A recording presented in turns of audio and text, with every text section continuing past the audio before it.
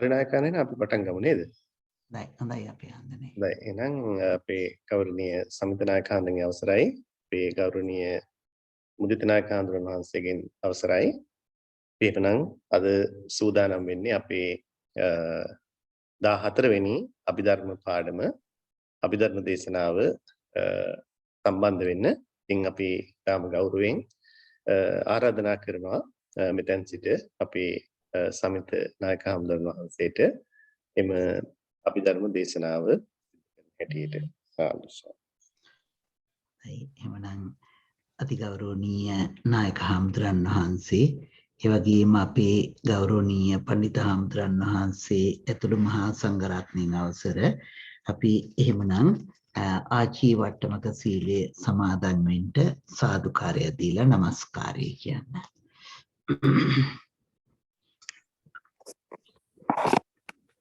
Sadhu sadhu sadhu Namo tassa bhagavato arahato samma sambuddhassa Namo tassa bhagavato arahato samma sambuddhassa Namo tassa bhagavato arahato samma sambuddhassa Buddhang saranang gacchami Buddhang saranam gacchami Dhammang saranang gacchami Dhammang saranam gacchami Sanghang saranang gacchami Sanghang saranam gacchami Dutiyampi buddhang saranang gacchami Dutiyampi buddhang saranam gacchami Dutiyampi sanghang saranang gacchami Dutiyampi dhammam saranam gacchami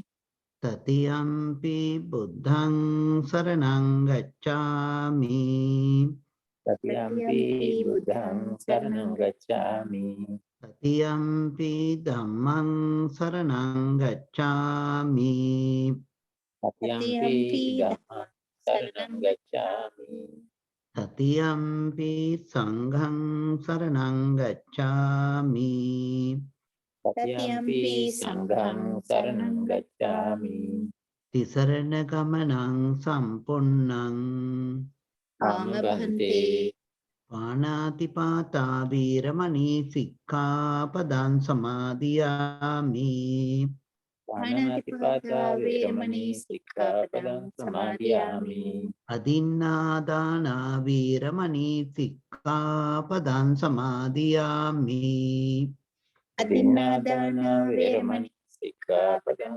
samadhiyami Āmesu micchāchārā viramani sikkhapadan samadhiyami Kamesu micchāchārā veramani sikkhapadam samadhiyami Musāvādā viramani sikkhapadan samadhiyami Musāvādā veramani sikkhapadam samadhiyami Pisunā vācā viramani sikkhapadan samadhiyami Visunā vācā veramani sikkhapadam samadhiyami Parusā vācā viramani sikkhapadan samadhiyami Parsā vācā veramani sikkhapadam samadhiyami Sampappalāpā viramani sikkhapadan samadhiyami Sampappalāpā veramani sikkhapadam samadhiyami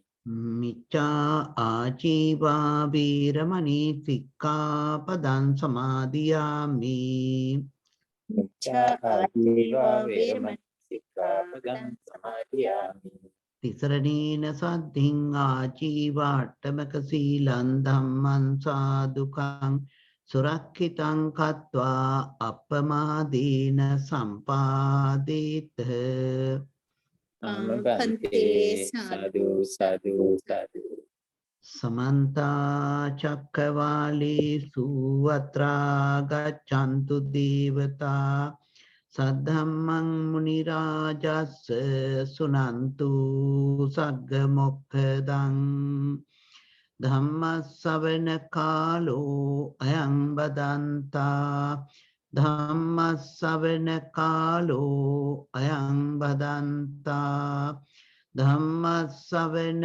කාලෝ අයං බදන්තා නමෝ තස්ස භගවතෝ අරහතෝ සම්මා සම්බුද්දස්ස නමෝ තස්ස භගවතෝ අරහතෝ සම්මා සම්බුද්දස්ස නමෝ තස්ස භගවතෝ අරහතෝ සම්මා සම්බුද්දස්ස සම්මා සම්බුද්ධ මතුලං සසද්දම්ම කනොත්තමං අභිවාදිය වාසිස්සං අභිධම්මත්ත සංඝහන්ති අතිපූජනීය අතිගෞරවනීය අපට අවසරයි අපේ මේ අපේ හාමුදුරන් නායක හාමුදුරන් වහන්සේ වගේම පණ්ඩිත හාමුදුරන් වහන්සේ ඇතුළු මහා සංඝරත්නයන් අවසර සදහැබර පින්නතුනි අදත් අපි සුපුරුදු පරිදි අපේ අභිධර්ම සාකච්ඡාව ආරම්භ කරමු. ඉතින් අපි මේ අවස්ථාවේදී මේ වෙනකොට අපි අභිධර්මයේ කරුණු රාශියක් සාකච්ඡා කරගෙන ආවා. ඉතින් සිත් පිළිබඳව ගොඩක් අපි කරුණු කතා කළා. අපිට කතා කරන්න අපි පටන් ගත්තේ චිත්ත චෛතසික රූප නිබ්බාන කියන මේ කරුණු හතර නැත්නම් ඒවට අපි කිව්වා පරමාර්ථ කියලා.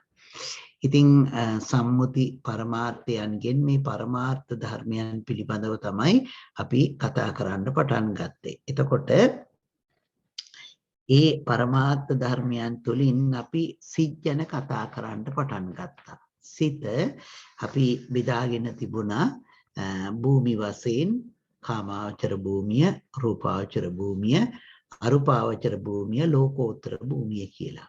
ඉතින් භූමි වශයෙන් බෙදාගෙන තියෙන මේකේ කාමාවචර භූමියේහි කාමාවචර සිත් 54කුත්, රූපාවචර භූමියේහි රූපාවචර සිත් 15කුත්, අරූපාවචර භූමියේහි අරූපාවචර සිත් 12කුත්, ඒ වගේම ලෝකෝත්තර භූමියේහි ලෝකෝත්තර සිත් 8ක්, එහෙම නැත්නම් 40ක් වශයෙන් අපි ගණන් මතක තියාගත්තා.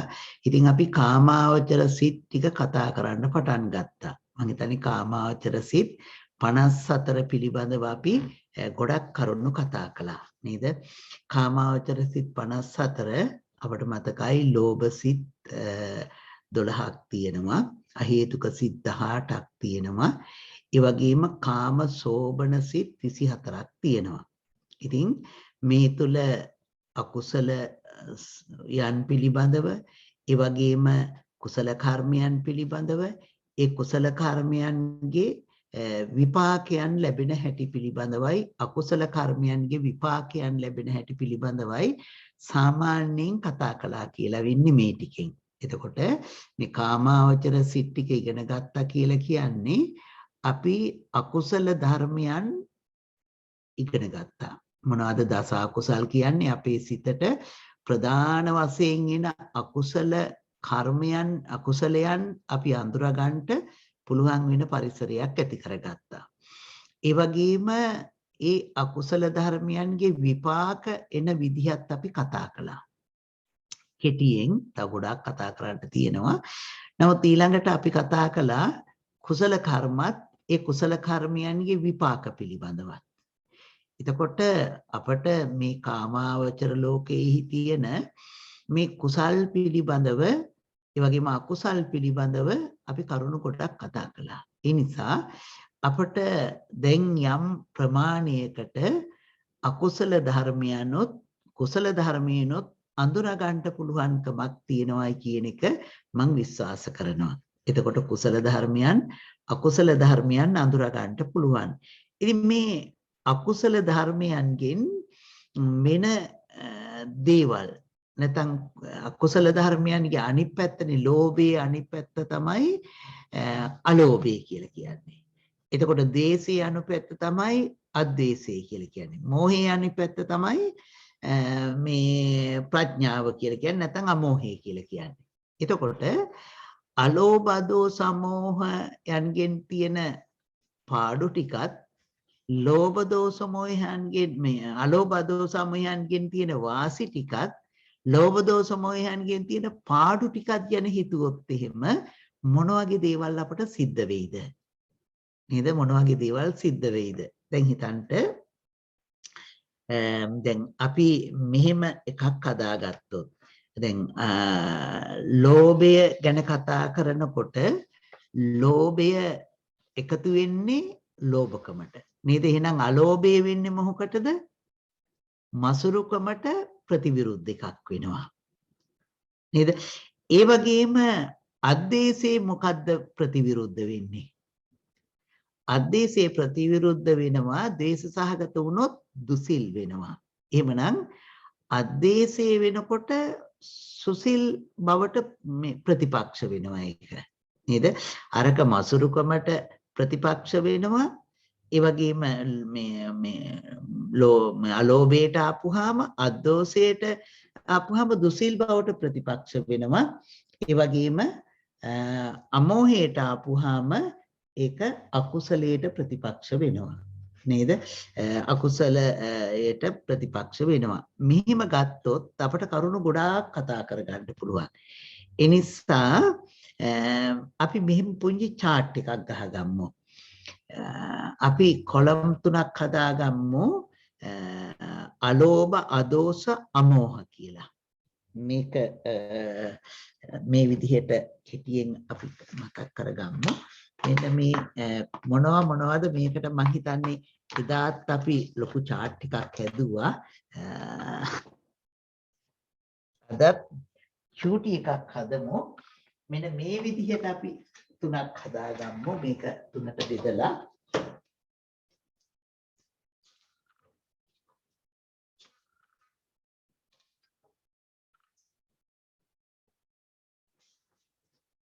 සරල එකක්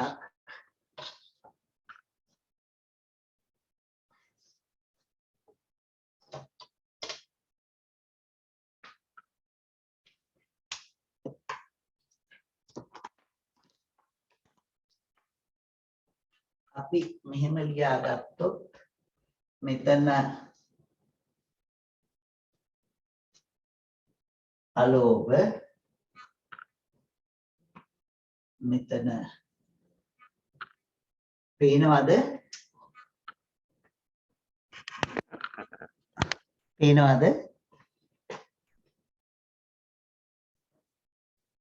අදෝස අමෝහ පේනවද දන්නේ නේද? පේනවද? පේනවා හාමුදුරනේ. පේනවා නේද? මෙහෙම දාගෙන මෙහෙම අපි එක එක ලියාගෙන යන්න නේද? අලෝභ අදෝස අමෝහයන්ගේ සිදුවෙන දේවල්.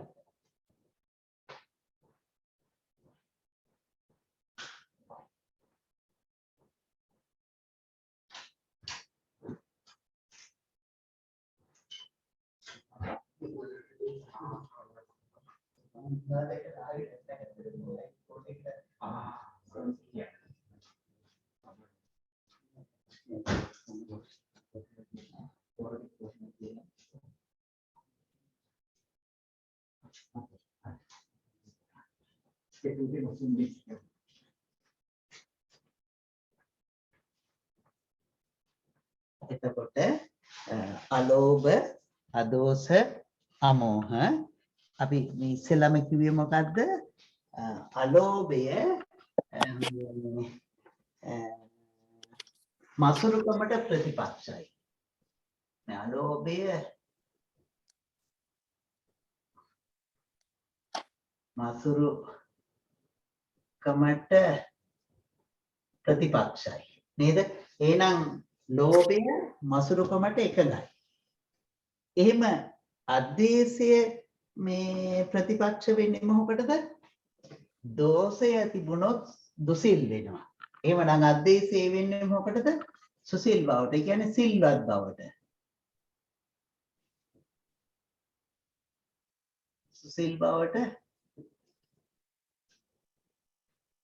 සුසිල් බවට ප්‍රතිපක්ෂයි නේද? එහෙමනම් අදෝසය මේ කියන්නේ අමෝහය මෝහයේ තිබුණොත් මොකද කරන්නේ? අකුසල් කරනවා. එහෙමනම් මේ අමෝහයේ මේ ප්‍රතිපක්ෂ වෙන්න ඕනේ මොකටද? ඔව්. මේ අකුසලයට.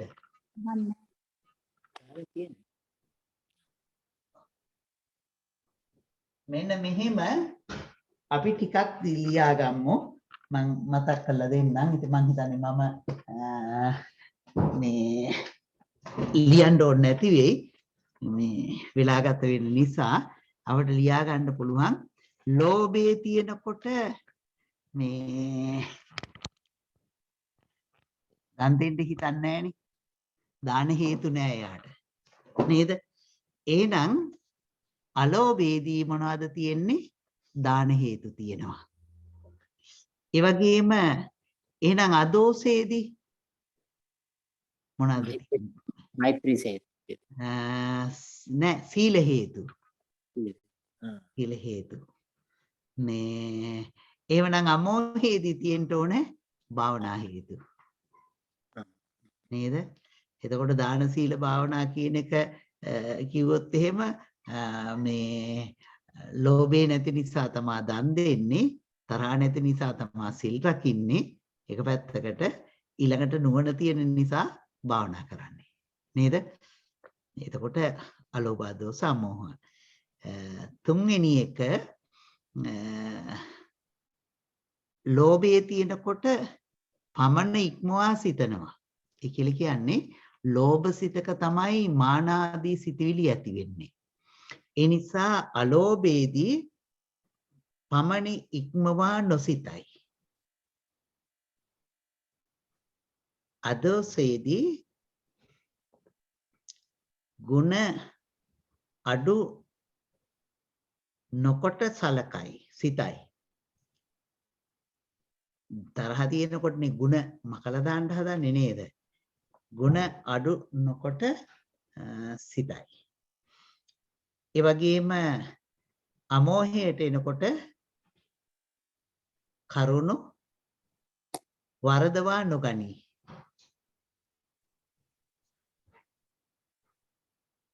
කරුණු වරදවා නොගනී. හතරවෙනි එක අලෝභයේදී වරද ලෙස පිළිගනී.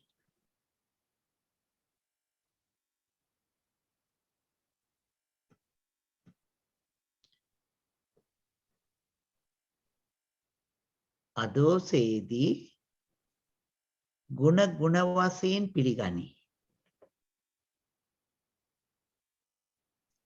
අපිට මොනවා හරි ප්‍රශ්නයක් ඇති වෙනවා නම් අපි කතා කරගෙන මෙයමු. ඇයි එහෙම කියන්නේ කියලා නේද? අමෝහයේදී දැන් මේ ප්‍රඥාවෙන් පිළිගන්න ඕනේ. එහෙනම් ඇත්ත ඇති හැටියට පිළිගන්නවා. එහෙම නැත්නම් ඒ දේ එලෙස පිළිගන්නේ. ඇත්ත ඇති හැටියෙන් පිළිගන්නවා කියන එක වශයෙන් කියන්නේ ඒ දේ එලෙසම පිළිගන්නවා. නිවැරදි දේ හැටියට පිළිගන්නවා. ඊළඟට දුක් ගැන කියනකොට ලෝභය තියෙනකොට මේ අපට ප්‍රිය විපයෝගයේ දුක ඇති වෙනවා. එහෙමනම් ලෝභය නැති වෙනකොට ප්‍රිය විපයෝග දුක නැති වෙනවා. අලෝභයේදී ප්‍රිය විපයෝග දුක නැති වෙනවා.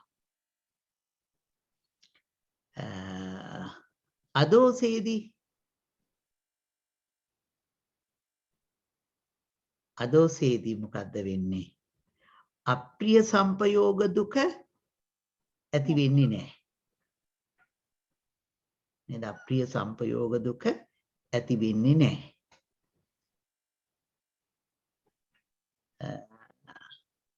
අමෝහයේදී කැමැති දේ නොලැබීමේ දුක ඇති වෙන්නේ නැහැ.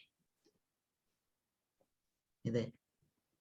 යම් පිච්ඡන් නලබති තම්පි දුක්ඛං කියලා කියනවනේ. යමක් කැමැතිද ඒ කැමැති දේ නොලැබීමේ දුක. අපි මේ ධර්මයේ අපි සාමාන්‍යයෙන් නිකන් කිව්වොත් එහෙමනම් ඉතින් අපට මේ යම් දෙයක් ඕන වෙලා ඒක මේ නොලැබුණොත් ඒකත් දුකයි නේද? ඊට වඩා ලොකු දුක් ගොඩක් අපට තියෙනවා නේද? ඇයි අපට ලොකු දුකක් තියෙනවනේ වයසට යනකොට නේද? ඉතින් අපි හිතුවොත් එහෙම වයසට නොගිහින් තියෙන්න ඕන කියලා. එහෙමනේ හිතන්නේ අපි නේද? දැන් සාමාන්‍යයෙන් කෙනෙක්ගෙන් ඇහුවොත් එහෙම සාමාන්‍ය බලන්න බොහොම කෙනෙක් එක්ක කතා කරනකොට කියනවනේ මේ මං නම් මගේ වැඩ ටික මට කරගන්න පුළුවන් වෙනකන් ජීවත් වුණොත් ඇති ආයෙ ඕනේ නැහැ කියලා. වයසට යනකොට මොකද වෙන්නේ? මට මගේ වැඩ ටික කරගන්න බැරි වෙනවා. ඉතින් මට මගේ වැඩ ටික කරගන්න බැරි වෙන්න එපා කියන ප්‍රාර්ථනාවක් අපි කියන්නේ. ඒ කියන්නේ වයසට යෑමේ දුක මට නොඑළඹෙවා කියලා. ඉතින් වයසට යෑමේ දුක නොඑළඹෙවා කියලා හිතුවට එන්නේ නැතුව තියෙයිද? අනිවාර්යෙන්ම එනවා. එහෙම එනකොට තව දුකක් එනවා. ඒකනේ සමහර ලෙඩ්ඩු බලන්න ගියාම මතක් කරන්නකෝ සමහර ලෙඩ්ඩු බලන්න ගියාම ඒ ලෙඩා මේ ලෙඩට නෙමෙයි අඬනවා. ලෙඩේ තියෙන වේදනාවකට නෙමෙයි බලන්න ගියයින් පස්සේ ඒ අයක කතා කරමින් අඬනවා. එයි මට වුණු දෙයි කියලා නේද? මං කැමති වුණේ නෑ මේ ලෙඩ වෙනවට. නමුත් මං දැන් ලෙඩ වෙලා. අන්නේ අකමැති දෙයක් මට පැමුණුනේ මම දුකට එනවා. ඒක තමයි කැමැති දේ නොලැබීමේ දුක. මරණයත් එහෙමයි. නේද? මේ විදිහට මේ කැමැති දේ නොලැබීමේ දුක නැති වෙනවා මොකක් වෙනකොටද? අමෝහය තියෙනකොට. එතකොට අමෝහයේදී කැමැති දේ නොලැබීමේ දුක මේ ඇති වෙන්නේ නැහැ. ඊළඟ එක මම හිතන්නේ දැන් අපි ලියන්නේ 6 වෙනි එක නේද? 6 වෙනි එකේදී අලෝභයේදී ජාති දුක ඇති වෙන්නේ නැහැ. ලෝභය තියෙනකොට ඉපදීමේ ආසාව ඇති වෙන්නේ නේද? ඉපදීමේ ආසාව. එතකොට අලෝභයේ තියෙනකොට ජාති දුක ඇති වෙන්නේ නැහැ. එහෙමනම් තරහ යනකොට අපි මොකද කියන්නේ? ඔච්චර තරහ ගන්න එපා. මොනවා වෙයි කියලා කියනවාද? නාකි වෙයි කියනවා. නාකි වෙයි කියනවා. එහෙනම් මොකද්ද? තරහ නැත්නම් ජරා දුක ඇති නොවේ. ඒ කියන්නේ අදෝසේදී ජරා දුක ඇති නොවේ.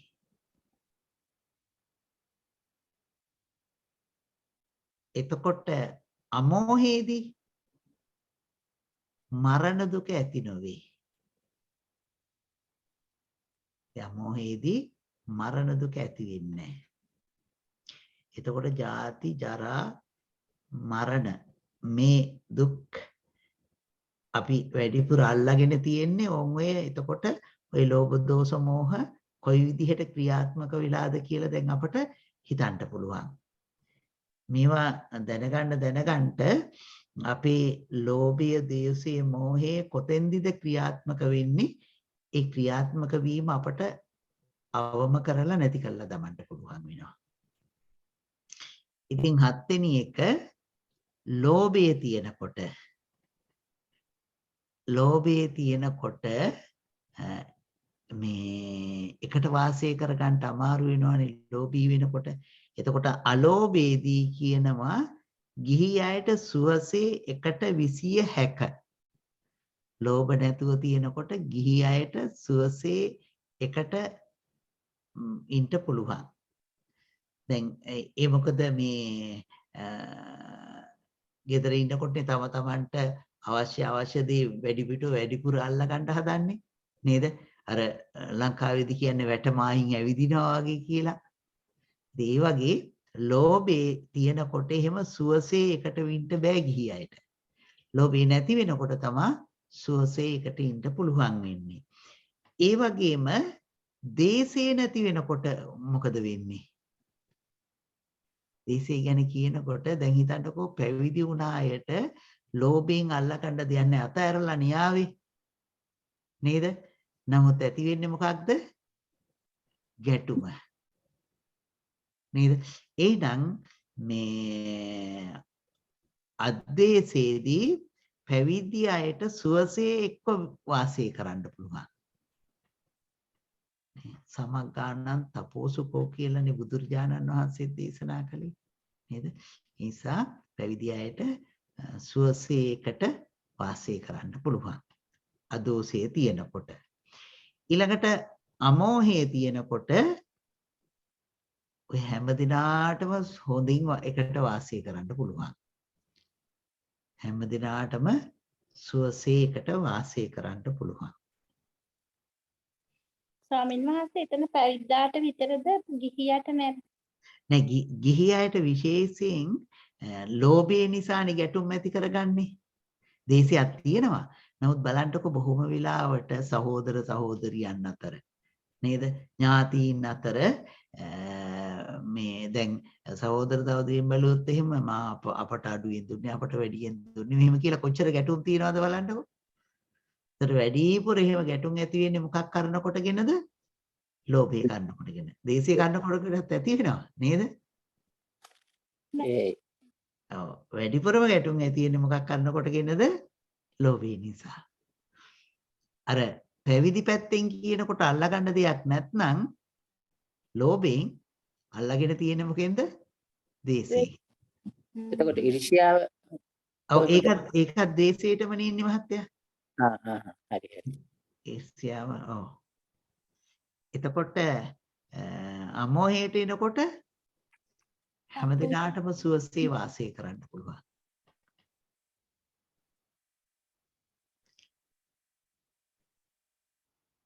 ලෝභියා කොහෙද උපදින්නේ? ප්‍රේත ලෝකේ. ප්‍රේත ලෝකේ. එහෙනම් අලෝභය තියෙනකොට ප්‍රේත ලෝකේ නූපදී. ඒක ඊළඟ කාරණේද හඳුනන්නේ? ඔව් ඊළඟ කාරණේ 8 වෙනි එක.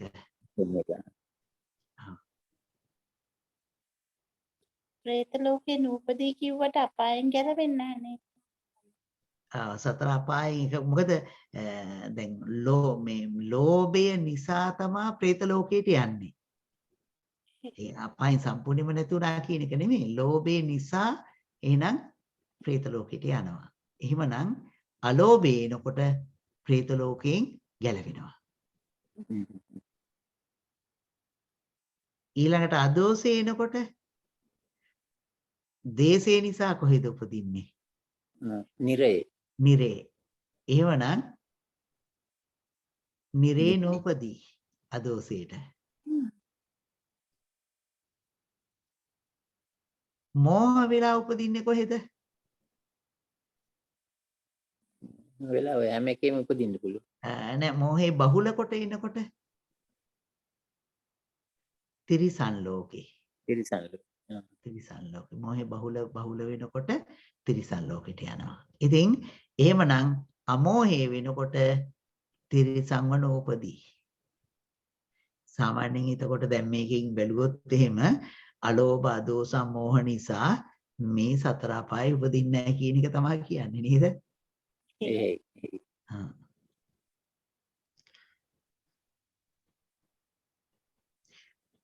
ලෝභය තියෙනකොට අපි අරමුණු අල්ලගන්නේ රාගය නිසා නේද? ඒ නිසා අලෝභයේදී රාග වශයෙන් අරමුණු කරා යෑම වළකිනවා නේද? ස්වාමීන් වහන්සේ එක පොඩ්ඩක් අහපො. ඒක විරාගී වෙනවා කියනද ස්වාමීන්? ඔව්. ඔව් ඒ කියන්නේ දැන් අපි අරමුණු අල්ලගන්න හදන එක ක්‍රමයක් තමයි රාගේ ලෝභයේ හේතුවෙන් නේද? අරමුණ අල්ල ගන්නවා. ඔව් එතකොට එහෙම අල්ලා ගන්න එක දැන් හොඳයි කියලා ගන්න එක නැති වෙනවා. ඒ කියන්නේ රාග වශයෙන් ගන්න එක අරමුණු කරා යෑම වළකිනවා. හිත අරමුණු කරා යන එක වළකිනවා. එහෙමනම් ආදේශයේදී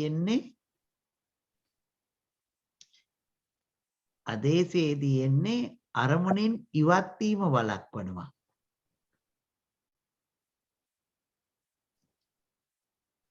රාග වශයෙන් අරමුණු කරා වළක්වනවා. අරමුණෙන් ඉවත් වීම වළක්වනවා. ඒ කියන්නේ අපේ හිත තැම්පත් කරගන්න පුළුවන් වෙනවා නේද?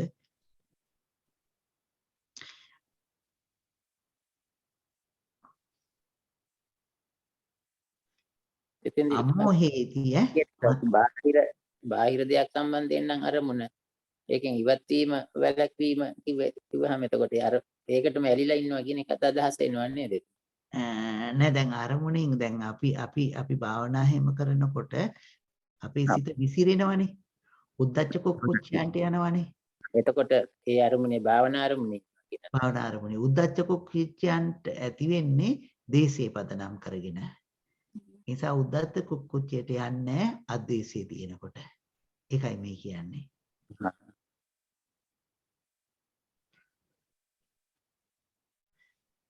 දැන් අරමුණක් ඇලෙන්නෙත් නැත්තම් ගැටෙන්නෙත් නැත්තම් මොකද වෙන්න තියෙන්නේ අරමුණට? උපේක්ෂාවෙන්ට.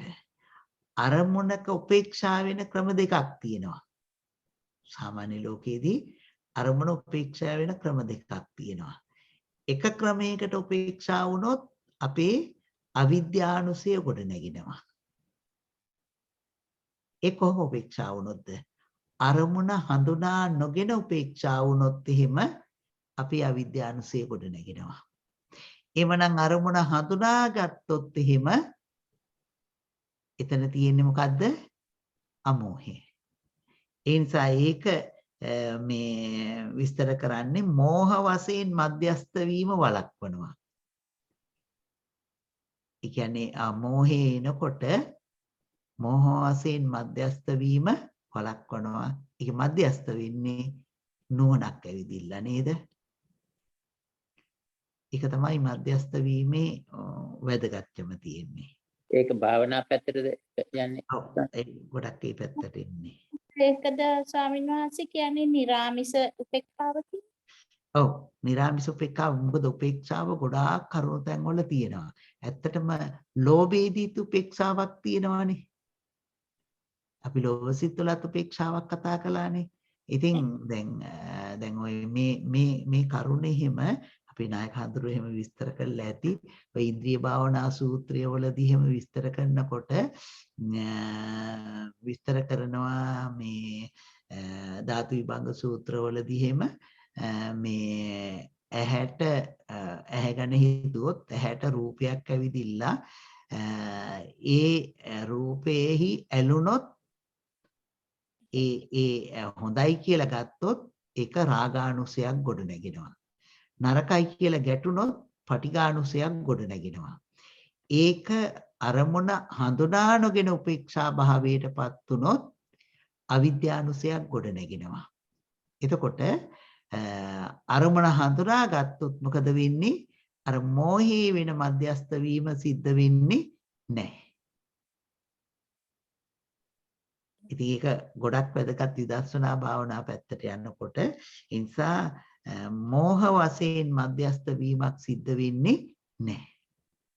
කියන්නේ අරමුණ හඳුනාගෙනම මධ්‍යස්ත වෙනවා. හරි. ඊළඟට 10 වෙනි එක නේද?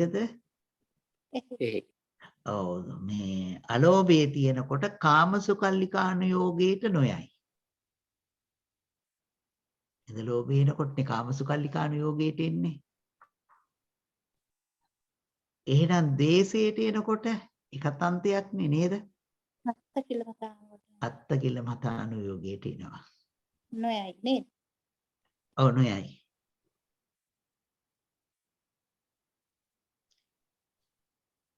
එහෙනම් අමෝහයේදී කොහාටද යන්න ඕනේ? මධ්‍යම ප්‍රතිපදාව. මධ්‍යම ප්‍රතිපදාවට එනවා.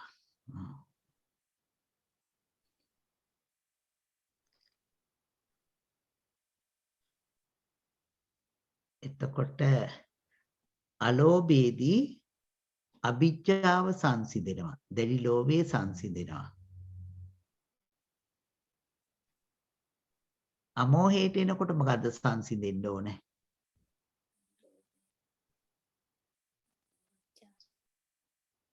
දෝමනස්. මොකද්ද ස්වාමීන් වහන්සේ මේක අමෝහයේදී දෝමනස්සේ තමයි ව්‍යාපාදේ සංසිඳෙනවා.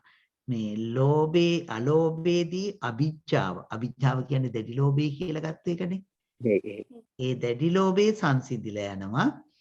අදෝසේදී ව්‍යාපාදේ සංසිඳෙනවා. නැත්නම් තරහ සංසිඳෙනවා. එහෙනම් අමෝහයේදී සංසිඳෙන්න ඕනේ මොනවද? අවිද්‍යාව. විද්‍යාව මිත්‍යා දෘෂ්ටිය නේද? මිත්‍යා දෘෂ්ටියට ඇතුළත් වෙන්නේ සීලබ්බත පරාමාස නේද? ඒ සීලබ්බත පරාමාසයන් ඇතුළත් වෙන්නේ අමෝහයට, මේ මෝහයට, එතකොට මේ දිට්ඨියට. එතකොට සීලබ්බත පරාමාසයන් සංසිඳෙනවා අමෝහය තියෙනකොට. ඒ කියන්නේ දිට්ඨියට හේතු වෙන්නේ නැහැ.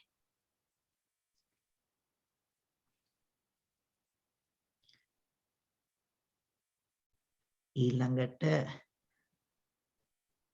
12 වෙනි එකේ දැන් අපි මේ කායානුපස්සනා, වේදනානුපස්සනා, චිත්තානුපස්සනා කියලා මේ සතිපට්ඨාන තුනක් තියෙනවනේ.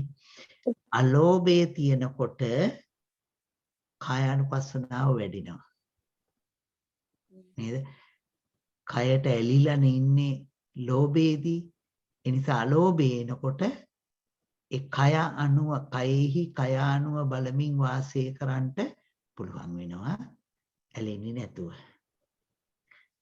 එතකොට අදෝසයේදී වේදනානුපස්සනාව වැඩෙනවා. වේදනානුපස්සනාව වැඩිනවා. එහෙනම් අමෝහයේදී වෙන්න ඕනේ දානුපස්සනාව. චිත්තානුපස්සනා, ධම්මානුපස්සනා දෙකම වැඩිනවා.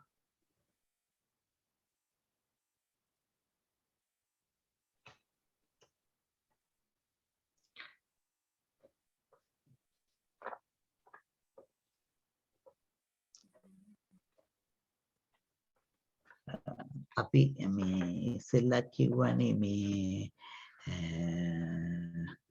ලෝභ දෝෂ මෝහයන් ගැන කතා කරනකොට මේ තරහා ගියොත් මහලු වෙනවා කියලා නේද?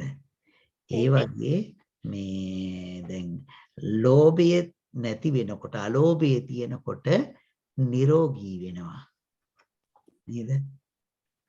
ඉල්ලන දී කන්ට යන්නේ නැති වෙනවා නේද? එතකොට නිරෝගී වෙනවා නේද? ඒ වගේම මෝහයේදී තරහ ගියොත් මහලු වෙන්නේ නේද? අමෝහයද හාමුදුරනේ අද්වේෂ.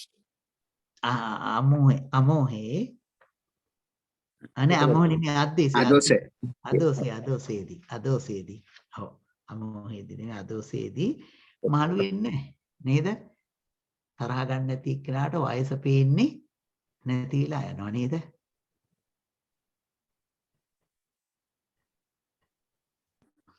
ඒකත් නිරෝගීතාවයද හාමුදුර? නෑ දැන් ඔව් ඒකත් නිරෝගීකමක් නේ. දැන් අරක රෝගී බව, ලෙඩ බවක්නේ. අරක දැන් හිතන්නකෝ කෙනෙක් දිහා බලලා වයසට ගියත් අපි කියනවනේ ආයා වයසට ගිහිලා නෑ වගේ පේන්නේ කියලා නේද? වයස කියන්නේ ගියාම ඒ වගේ තරහ නැති වෙනකොට මේ මහලු මේ භාවයේ පෙනෙන්නේ නැහැ. දැන් ඉතින් ඒකනේ මෛත්‍රී ආනිසංස මුඛවන්නෝ විපසීදති කියන්නේ මුණ ලස්සන වෙනවයි කියලා නේද?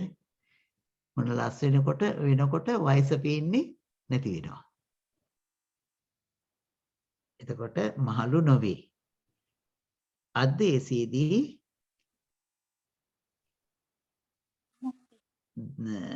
දීර්ඝායුෂ ලැබනවා. අමෝහේ ඔව් දෙකම පැටලුණා නේද?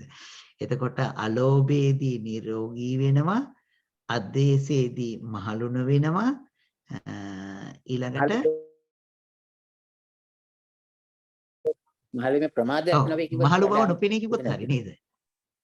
මහලු බව නොපෙනී. ඒ කියන්නේ තරුණව ඉන්න ඕන නම් තරහ නැති වෙන්න ඕනේ, මෛත්‍රිය වඩන්න ඕනේ නේද? ඊළඟට අමෝහයේදී දීර්ඝායුෂ ලබනවා.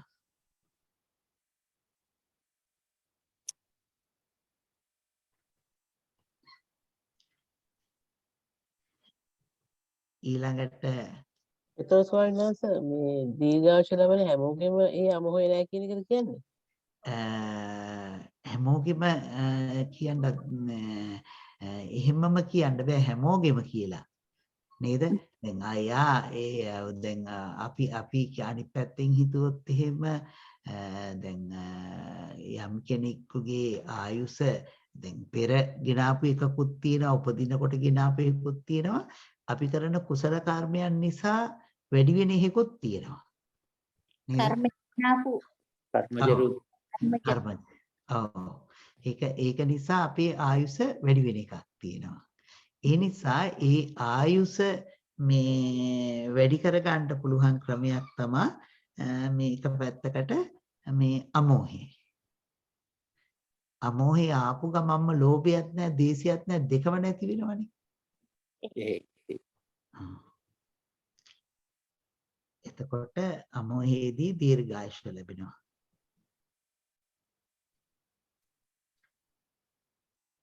ඒ වගේම අලෝභයේදී දෙනවනේ. ඒ නිසා මොකද වෙන්නේ? ලැබෙනවා. භෝග සම්පත්තීන් ලැබෙනවා. අපි අර ආනිසංස කියනකොට කියනවානේ භවභෝග සම්පත් ලැබෙනවයි කියලා. භව කියන්නේ හොඳ භවයක උප්පත්තිය. මනුෂ්‍ය දිව්‍ය මේ භවයේ හොඳ භවයක. ප්‍රේත අසුර තිරිසන් නිරය ඒ භවයක උප්පත්තිය ලබන්නේ නැතුව. එතකොට ඒ නිසා මොකද්ද මේ අලෝභයේ තියෙනකොට භෝග සම්පත්තිය ලැබෙනවා. ඒ කියන්නේ දීම නිසා ලැබීම තියෙනවා.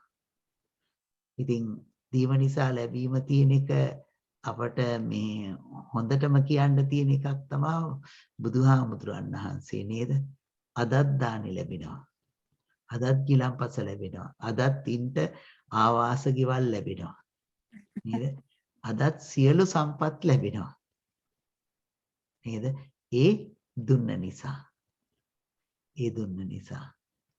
ඉතින් කොච්චරක් දීලා ඇද්ද? බුදුහාමුදුරන් වහන්සේ බෝධිසත්ව අවදීදී කොච්චරක් දීලා ඇද්ද? බාහිර වස්තු ගැන කියන්නේ කොහොමද? ශරීරයේ තියෙන දේවල් දුන්න ප්‍රමාණය ගැන කියනකොට නේද? කොහොමද කියන්නේ? ඔටුනු පලන් හිස් දන් දුන්නලු මහා මේරු පර්වතයේ උසට වැඩි වෙන්න. නේද? ඊළඟට ඇස් දන් දුන්නයි කියනවා අහසේ තරු පරදින්න. හැබැයි ප්‍රශ්නයක් වෙන්නේ මේ මම මෙහි අහසේ දැකලා තියෙන්නේ තරු 1යි 2යි. මේ අහසේ තරු නැහැ. ලංකාවේ අහස බලපුවාම නම් හැමදාම බලාකුළු නැත්තම් තරු පේනවා අපිට. ලංකාවේ ඉන්න මිනිස්සුන්ට තරු පෙන්නලා දැන්.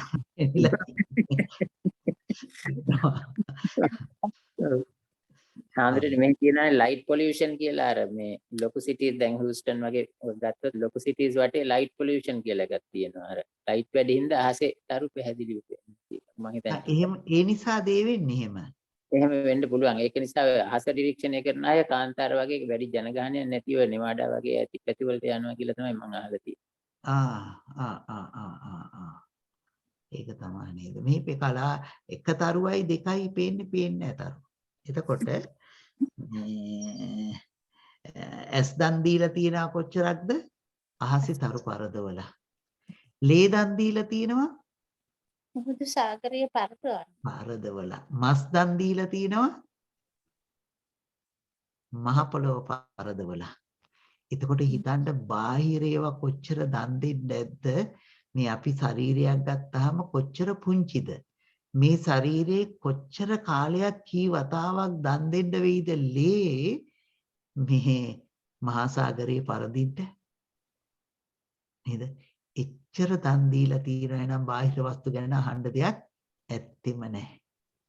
කොච්චර දන් දුන්නද කියලා. ඒක පුදුම ආශ්චර්යයක්. ඒක තමයි අදත් බුදුහාමුදුරන් වහන්සේට කිසිම අඩුවක් නැතුව සියල්ලම ලැබෙන්නේ. නේද? අදත් අපි පූජා කරන්නේ අග්‍රදානිය. අග්‍ර කොටසමයි. නේද? ඒ බුදුහාමුදුරන් වහන්සේගේ ලැබීම. ඊළඟට අද්දේශයේදී මොනවද ලැබෙන්නේ? මිත්‍රෝ ලැබෙනවා. ප්‍රශංසා මිතුරෝ. මිත්‍රෝ ලැබෙනවා.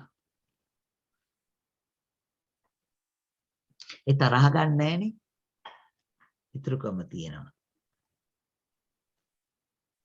මේ අමෝහේදී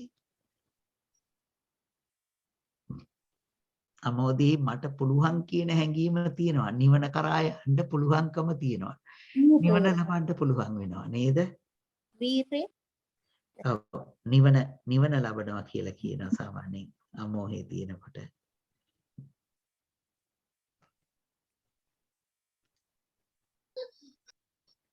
ඒක ස්වාමීන් වහන්සේ අන්තිමට දුරු වෙන්නේ සංයෝජනවල දස සංයෝජනවල අන්තිම තුනත් මෝහෙත් න්යායති. ඒක දුරු වුණාමනේ නිවන එනවා කියන්නේ නේද? ඒක වෙන්නේ. දස සංයෝජනවල අන්තිම තුන ලෝභයක් තියෙනවනේ නේද? මානිය තියෙන තැන මානිය තියෙනවනේ. ලෝභිනුත් තියෙනවා. මේ දස සංයෝජනවලදී කියනකොට මේ උද්දංගමේ මානෙත් අයිති වෙන්නේ. මානෙ අයිති වෙන්නේත් මෝහෙත් නේ නේද? මෝහයට අයිති වෙන්නේ මානියත් අයිති වෙනවා. එතන තියෙනවනේ මේ උද්දච්ච අවිද්‍යාව. අරූප රාග මාන මාන මාන උද්දච්ච අවිද්‍යාව. උද්දච්ච අවිද්‍යාව. එතකොට අවිද්‍යාව එතන තමයි නැති වෙන්නේ. ඔව් අවිද්‍යාව නැති වෙනවා. මාන්නයත් එතනින් නැතර වෙන්නේ. ඒ කියන්නේ ලෝභයේ කොටසක්. තව ලෝභයේ කොටසක් තමයි මොකද්ද? මේ රූප රාග අරූප රාග දෙක. මේ දෙකත් අනාගාමී වුණ තැනැත්තාත් උප්පත්තිය ලබන්නේ නිසාම තමයි. කොට නිවන ලබනවා 15 වෙනි එක මේ දැන් ලෝභය තියෙනකොට പ്രേත ලෝකෙටනේ නිසා දිව්‍ය ලෝකෙට යන්නේ නැහැනේ. එහෙනම් අලෝභය නිසා දිව්‍ය ලෝකෙට යනවා. ඉතින් ලෝභය නැති වෙනකොට දිව්‍ය ලෝකෙට යනවා. බ්‍රහ්ම ලෝකෙට යන්න නම් බ්‍රහ්ම විහාර මොනවද? මෙත්තා කරුණා මුදිතා උපේක්ෂා. ඔව්. එතකොට මෙත්තාව වෙන්නේ මොකකටද? අදෝසයට. එහෙනම් බ්‍රහ්ම විහරණ ලබනවා. බ්‍රහ්ම විහාර ලැබනවා. අරක දිව්‍ය විහාර ලබනවා අලෝභයේදී, අදෝසයේදී බ්‍රහ්ම විහාර ලබනවා. එහෙමනම් අමෝහයේදී මොකද්ද වෙන්න ඕනේ? නිර්වාණය නිර්වාණය කියන්නේ ආර්ය විවරණය ලබනවා. ආර්ය විහාර ලබනවා. ආර්යයන්ගේ එකතු වීමක් තියෙනවා. දෙවියන් බවට පත් වෙනවා, බ්‍රහ්මීන් බවට පත් වෙනවා, ආර්යයන් බවට පත් වෙනවා. ඉතින් කරුණු 15ක් මම ඔන්න හොයලා කිව්වා. තවත් හොයාගන්න පුළුවන් වුණොත් කියන්නම්. මේ අනික් අයටත් හම්බ වුණොත් ඔය වගේ කියන්න. එතකොට අපිට බෙදා ගන්න පුළුවන්. නේද? හඳුරන්නේ අවසරයි මේ දෙකම ලබනවා කියන ආර්ය කියන්නේ දෙවියෝ වෙන්න පුළුවන් බ්‍රහ්ම වෙන්න පුළුවන් ඒකද කියන්නේ? නෑ දැන් මේ ආර්ය භාවය කියලා කියන්නේ නිවන කියන එක තමයි. එක පැත්තකින්. ඒ කියන්නේ ආර්ය පුජ්‍යලයක් වෙනවා කියන්නේ සෝවාන් සකුදාගාමී අනාගාමී යදී ආර්ය පුජ්‍යලයක් කියලානේ කියන්නේ.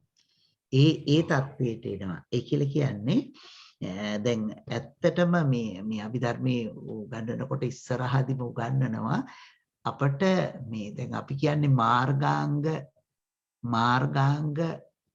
8ක් කියලානේ තියෙන්නේ නේද? නමුත් ඒ මාර්ගාංග තියෙන්නේ නිවනට. එහෙමනේ අපි කියන්නේ. නමුත් මාර්ගාංග 12ක් තියෙනවා. ඒ මාර්ගාංග 12 තියෙන්න මාර්ග 3ක් තියෙනවා. එකක් දුගති මාර්ග, එකක් සුගති මාර්ග, එකක් නිර්වාණ මාර්ගය. නේද? එතකොට දුගති මාර්ගයන්ට නම් මිත්‍යා දෘෂ්ටි, මිත්‍යා සංකල්ප නේද? මිත්‍යා සමාධි, මිත්‍යා වායාම තියෙන්න ඕන. එතකොට මාර්ග හතරක් එතන එකතු වෙනවා. නේද? සුගති මාර්ගයන්ට නම් අර ආර්ය අෂ්ටාංගික මාර්ගයේ අට තියෙන්න ඕනේ. නිවන් මාර්ගයට යන්න නම් සුගති මාර්ගයත් ඉක්මවලා ආර්ය අෂ්ටාංගික මාර්ගයේ වඩන්න ඕනේ. එතකොට තමයි නිර්වාණ මාර්ගය එන්නේ. එතකොට මාර්ග තුනක් තියෙනවා. ඊඳ මේ අමෝහයේ තියෙනකොට මේ දුගති මාර්ගය ගන්නෙත් නැහැ, සුගති මාර්ගය ගන්නෙත් නැහැ. ප්‍රඥාව නිසා යන්නේ කොහාටද? නිර්වාණ. ඔව්. ඒක කියන්නේ ආර්ය විහරණය වෙනවා. හරි අන්දර බොපින්. ඔව්. මම ඉතින් කරුණු 15ක් කිව්වා. මේ මම හිතන්නේ අපි මාර ඉස්සෙල්ලා මතක් කළා වගේ තව කරුණු හම්බ වුණොත් අපි මතක් කරන්නම්. කාට හරි කරුණු මේ වගේ කරුණු හම්බ වුණොත් අපි ඒවා මේ බෙදාගමු. මම හිතන්නේ අපි ලෝභ දෝෂ මෝහ අලෝභ දෝෂ මෝහයන් පිළිබඳව අපේ ලෝකේ හටගන්න ඒවා ගොඩක් කතා කළා. ගොඩාක් කතා කළා.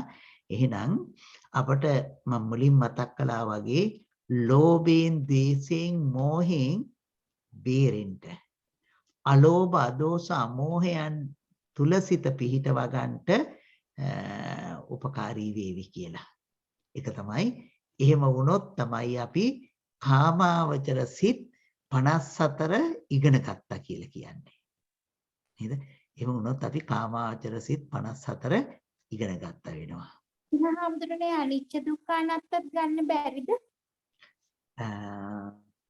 අනිත්‍ය දුක්ඛ අනාත්මත් මේකට ගලපන්න පුළුවන් වෙයිද? චුට්ටක් හිතන්න ඕනේ නේද?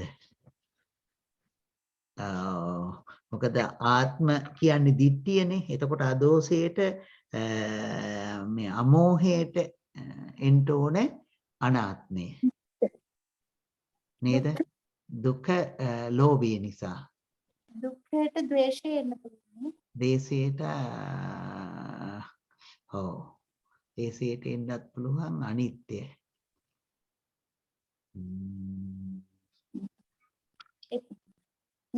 සංකීර්ණයි මේ දෙකට ගන්න එක නේද? ඔව්. ඒක ටිකක් සංකීර්ණයි එතන. ඒ තුන ගලපන්න යන එක.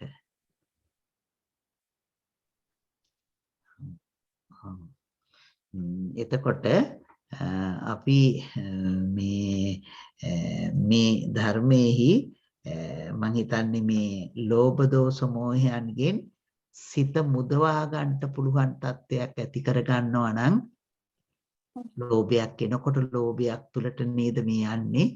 මේක මෙහෙම කළොත් ලෝභයෙන් නේද වෙන්නේ, මෙහෙම කළොත් දේශයෙන් නේද වෙන්නේ කියලා දකින්න පුළුවන්කමක් ඇති කරගත්තොත් ඔන්න අභිධර්මයේ මේ කොටස මනවින් ඉගෙන ගත්තා වෙනවා නේද? ඒ නිසා මේ කාමාවචර සිත් 54 පිළිබඳව අපි කතා කළා නේද? කාමාවචර සිත් 54 පොත නොබලා මේ කියන්න පුළුවන්ද? කාමාවචර සිත් 54. ඔව්. අකුසල සිත් 12ක් තියෙනවා. ලෝභ සිත් 8යි. ලෝභ සිත් 8යි, ද්වේෂ සිත් 2යි, මෝහ සිත් 2යි. ඔව්. දැන් අපට ලෝභ සිත් 8 දැන් මතක් කරගෙන යන්න පුළුවන්ද? සෝමනස්ස සහගත ඥාන සංප්‍රයුක්ත නෑ. ලෝභයට ඥාන සංපයුත්තකමක් එන්නේ නෑ. දෘෂ්ටිගත සංප්‍රයුක්ත. දෘෂ්ටිගත සංපයුත්ත. ඔව්.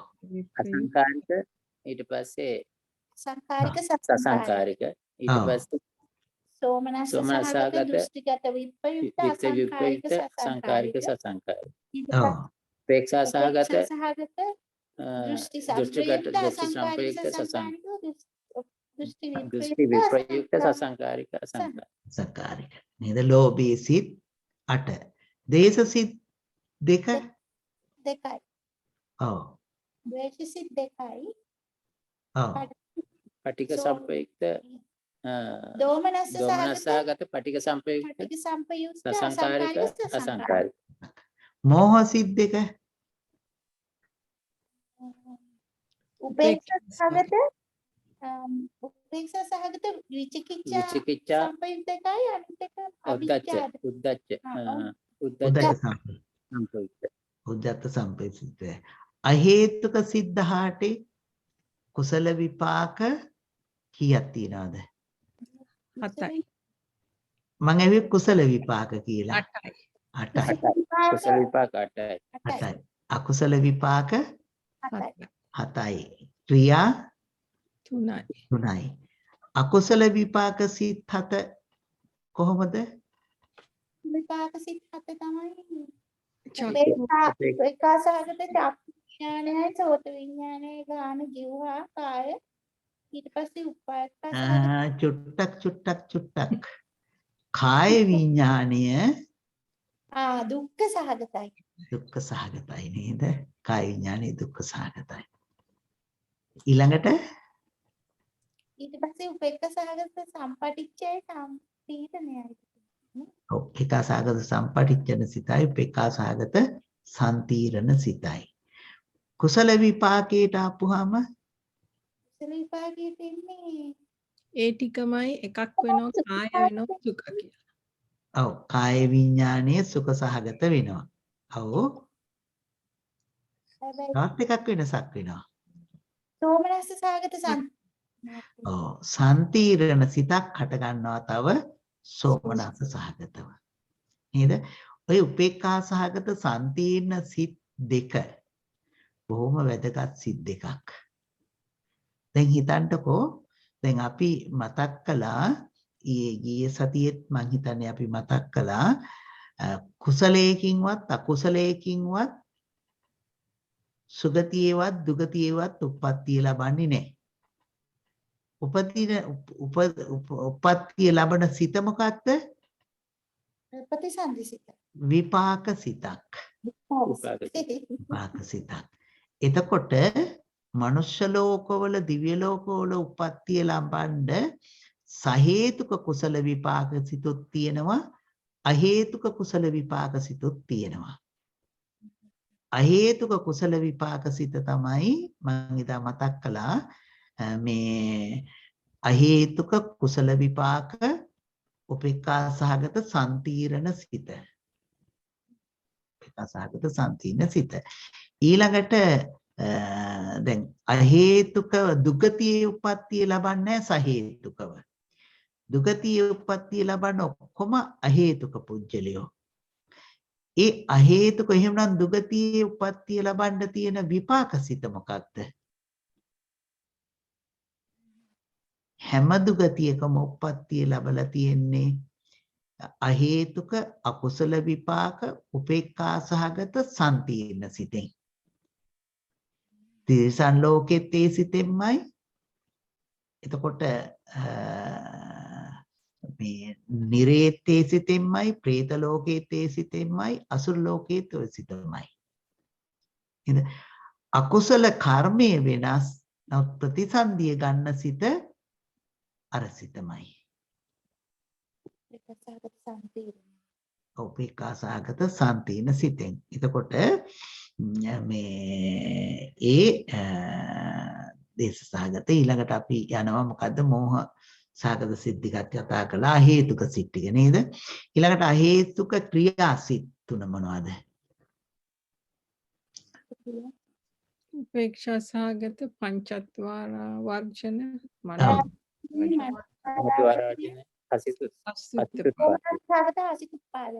ඔව්. සෝමනස්ස සහගත හසිතුප්පාදේ. ගොඩක් වෙලාවට සිත මතක් කරනකොට සිත සම්පූර්ණයෙන්ම මතක් කරගන්න. එතකොට උපේක්ඛාද සෝමනස්සද ඒ ඔක්කොම ටික ආපුවාම ඒ සිත අනාගතයේදී සිත් යෙදෙන චෛතසික යෙදෙන දැන් සිතත් චෛතසිකයත් එකට යෙදෙන තැන් කතා කරනකොට ඒක අපට ප්‍රයෝජනවත් වෙනවා. එහෙනම් අපි ගොඩක් මතක තියාගන්නකොට මේක දැන් මේ අපි සම්තීර්ණ සිත කිව්වොත් උපේක්ඛා සහගතද සෝමනස් සහගතද කියන එකත් එක්කම අපි මතක තියාගන්නකොට ගොඩක් හොඳයි. ඊළඟට අපි එනවා මොනවද? කාම සෝබන සිත් 24ට. කාම සෝබන සිත් 24 තියෙනවා අකුසල සිත් මේ කුසල සිත් විපාක සිත් ක්‍රියා සිත් වශයෙන්. නේද? කුසල සිත් කියන්නේ අපි කුසල කර්මයක් සිද්ධ කරනකොට, දන් දෙනකොට, සීල් රකින්නකොට, භාවනා කරනකොට මේ අවස්ථාවන්හිදී අපේ සිත් තුළ ඇති වෙන මේ සිත් වලට කියනවා කුසල සිත් කියලා. එතකොට ඒ කුසල කර්මයන් කරනකොට ඇති කරගන්න සිත්. එහෙම කුසල සිත් කීයක් තියෙනවද? 8යි. 8යි. ඒ 8ත් පුළුවන්නේ නේද? ඔව්. මොනවද? සෝමනස්ස සහගත ඥාන සංප්‍රයුක්ත අසංකාරික සසංකාරික. සෝමනස්ස සහගත ඥාන විප්‍රයුක්ත අසංකාරික සසංකාරිකයි. ඔව්. උපේක්ඛා සහගත ඥාන සංප්‍රයුක්ත අසංකාරික උපේක්ඛා සහගත ඥාන විප්‍රයුක්ත අසංකාරික සසංකාරික. ඔව්. දැන් අපි පොත නොබලා ඔහොම හිතෙන්ම කියන්න පුළුවන් නේද? මතක් කරන්න පුළුවන් නේ? ඔව්. එහෙම මතක් කරගන්න පුළුවන් නම් ගොඩක් හොඳයි. මොකද ඒක අපට පහසුයි. එතකොට අපි එහෙම නැති වුණත් අපි නිතර මතක් කරලා ඒවා මතකේ තියාගන්න උත්සාහ කරමු. ඊළඟට කාම සෝබන විපාක සිත් 8යි. නේද? ඒ විපාක සිත් සහේතුකයි. ඒ සිත් 8 මොනවද?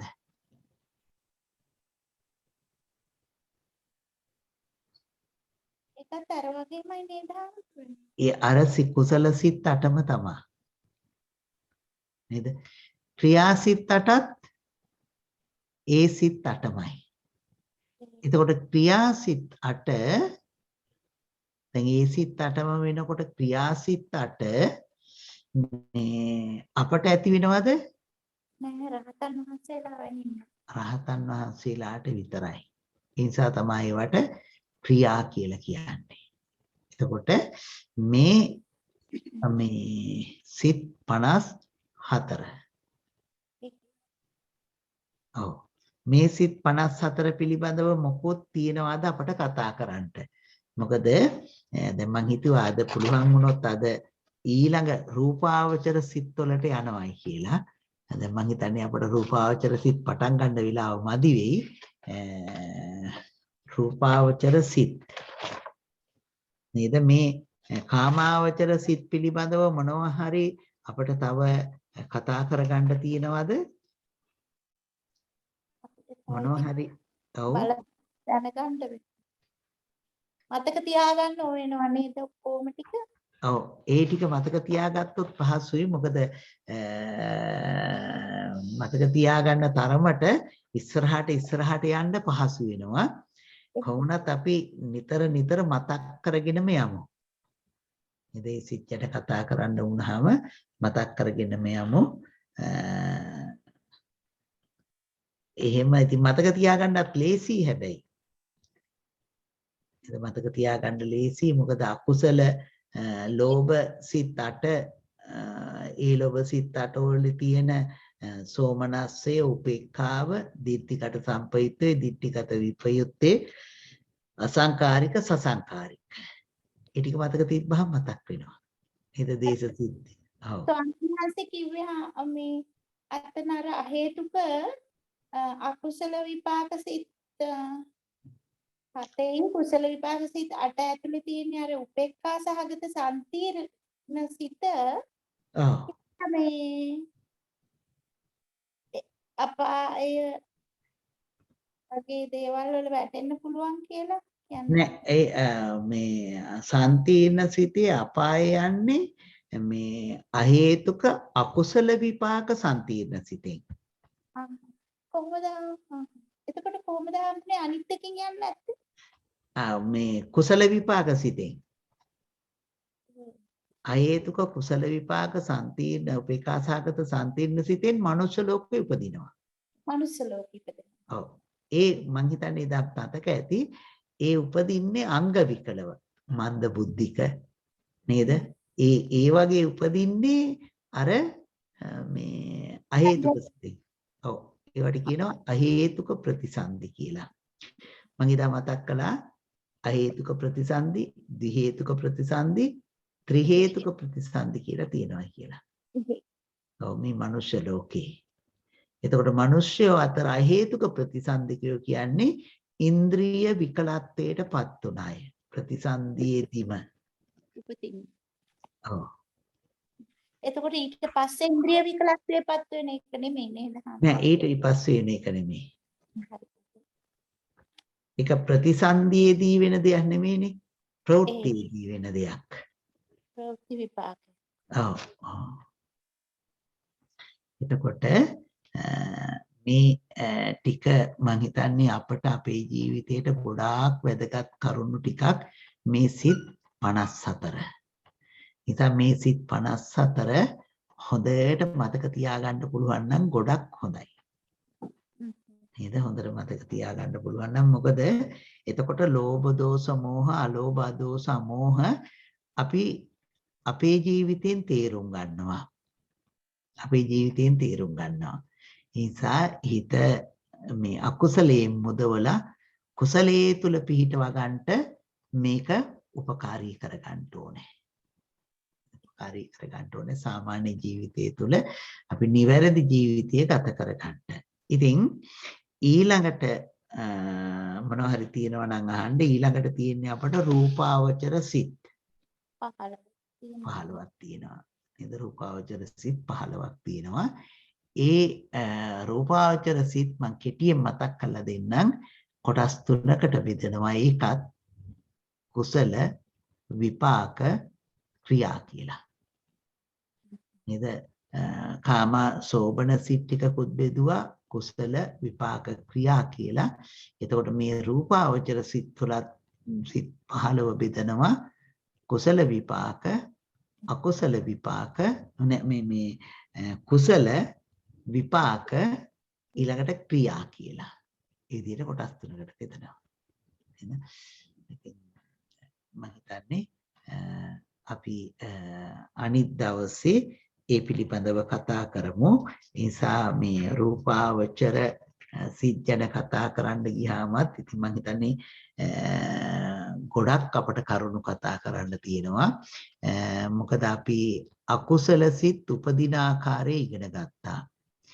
ඒ වගේම කාමාවචර කුසල සිත් උපදින ආකාරයත් ඉගෙන ගත්තා. එහෙනම් අපිට ඉගෙන ගන්න ඕනේ මොකද්ද?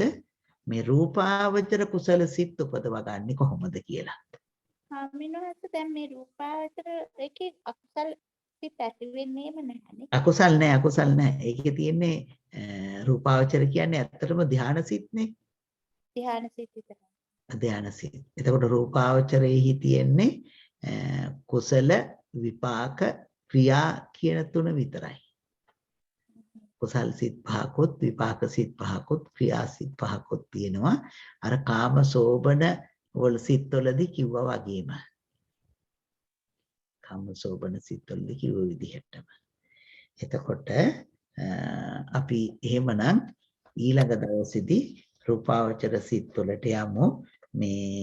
මේ සිත් පිළිබඳව මම හිතන්නේ තව මොනවා හරි අපිට කරුණු තියෙනවා නම් තව විනාඩි 2-3ක් අපිට ගත කරන්නත් පුළුවන් මේ පිළිබඳව කතා කරන්නට.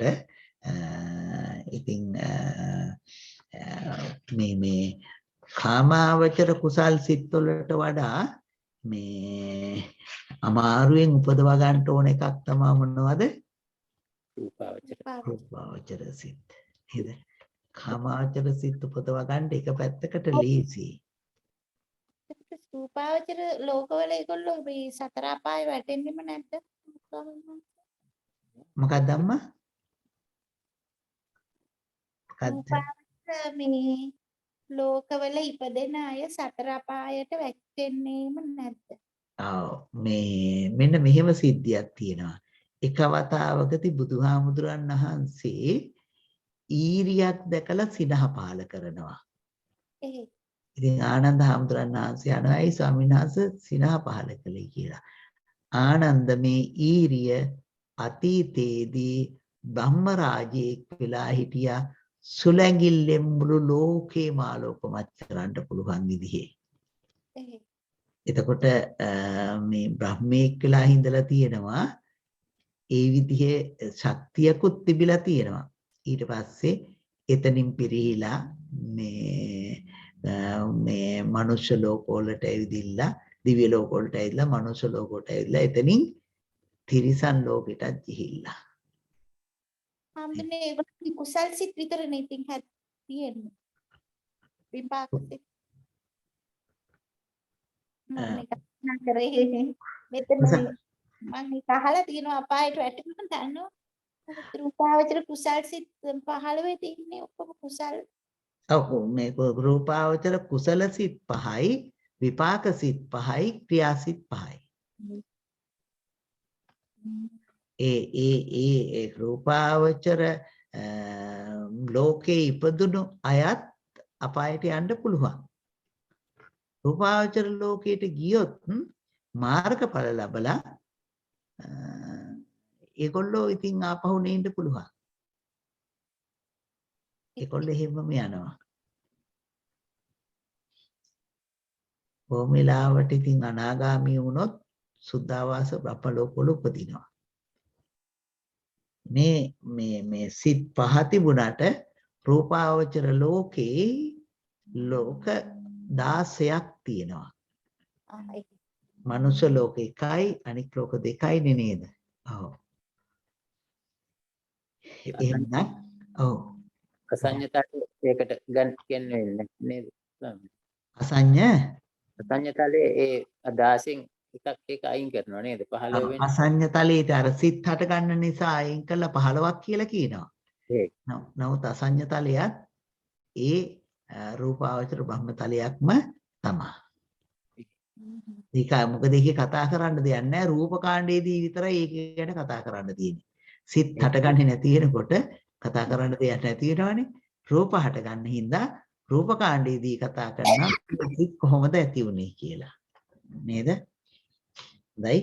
එහෙනම් අපි අද නතර කරමු. අපි මේ ගන්න තියෙන උදාර කුසල විනාඩියක් ඉඳන් මම දොර ඇරලා ඉන්න.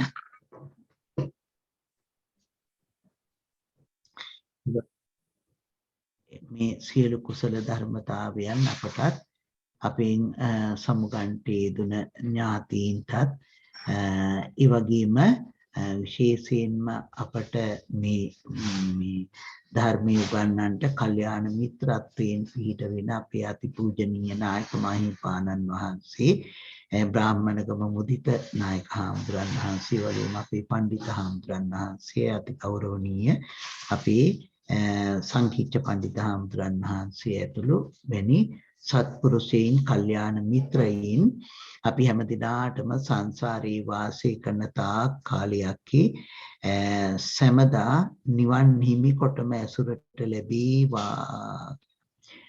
ඉමිනා පුඤ්ඤ කම්මේන මාමි බාල සමාගමෝ සතං සමාගමෝ හෝතු යාව නිපානපත්තිය.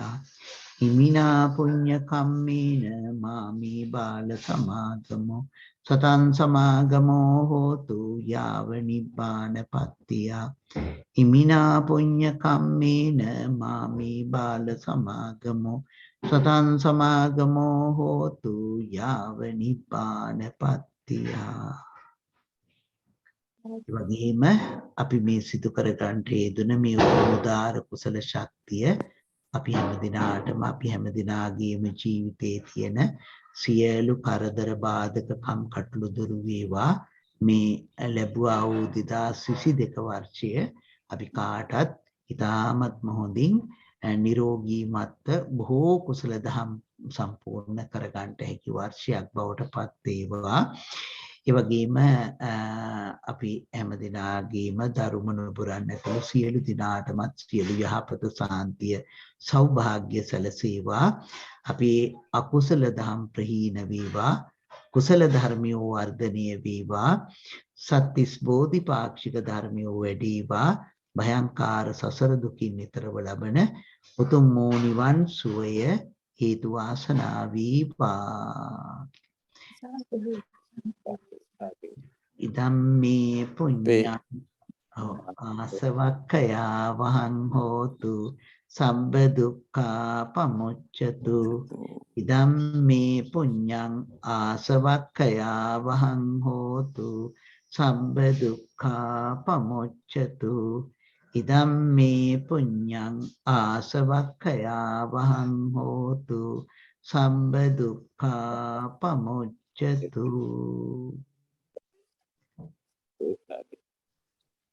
2022 අවුරුද්දේ අපේ මුල්ම අභිධර්ම පන්තියේ ඉතින් බොහෝම ආදරෙන් කරුණාවෙන් ධර්මයේ කෙරෙහි මහත් ගෞරවයෙන් අපි හැම දිනාටම මේ ධර්මයේ කියලා දුන්න අපේ සමිත පඬිත හාමුදුරුවන්ට තුනුරුවන්ගේ ආශිර්වාදය ලැබේවා.